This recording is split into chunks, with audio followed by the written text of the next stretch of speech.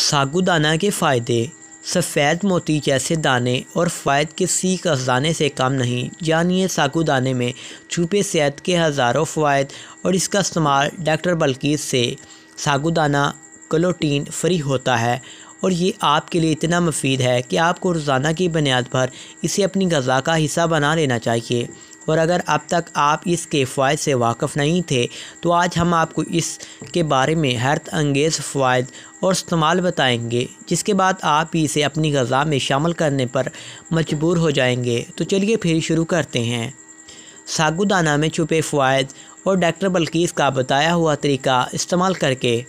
Doctor बल्कीस ने ऐसे लोगों के लिए साबूदाना बेहतरीन करार दिया है कि जिनके घुटनों में तकलीफ़ और चलने फिरने और बैठने में घुटनों से आवाज़ आती है। ऐसे लोगों के लिए इसका तरीका इस्तेमाल ये है कि साबूदाना को पीस करके इसका पाउडर बनाना है और इसका 1 चम्मच नीम गर्म दूध में डालकर सुबह नहार मुँह 3 माह तक पिएँ। घुटने के मसाइल ख़त्म हो जाएंगे। बच्चों की ज़हनी नशोनुमा साबूदाना के ज़रिए बेहद ज़रूरी है।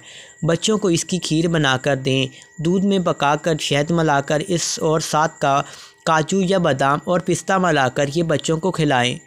एक ग्रीन टी का पैकेट लें, इसे खोलकर प्याले में निकालें और इसे अच्छी तरह हाथ से मसल लें। अब इसमें 1 चम्मच पिसा हुआ साबूदाना डालें और इसे 1 कप नीम गर्म पानी में डालकर मिक्स करें। अब इसको छानकर इसका सिर्फ पानी ग्रीन टी में शामिल करें। इसमें 1 चम्मच चमेली पाउडर शामिल करें। ये मास्क की शक्ल इख्तियार कर जाएगा। इसे चेहरे पर लगा लें और कुछ देर बाद चेहरे धो लें। ये मास्क आपकी स्किन को एक्सफोलिएट करेगा, आपके चेहरे को साफ शफाफ बनाएगा और अर्जेंट फेशियल के तौर पर काम करेगा। साबूदाने को दूध में पकाकर रोज़ाना इस्तेमाल करने से हड्डियाँ मजबूत होंगी, दिमाग तेज़ होगा, जिस्म तंदुरुस्त होगा और आपकी सेहतमंद रहेंगे। इसके रोज़ाना दूध में साबूदाना पकाकर इस्तेमाल कीजिएगा। आई होप आपको टिप्स अच्छी लगी।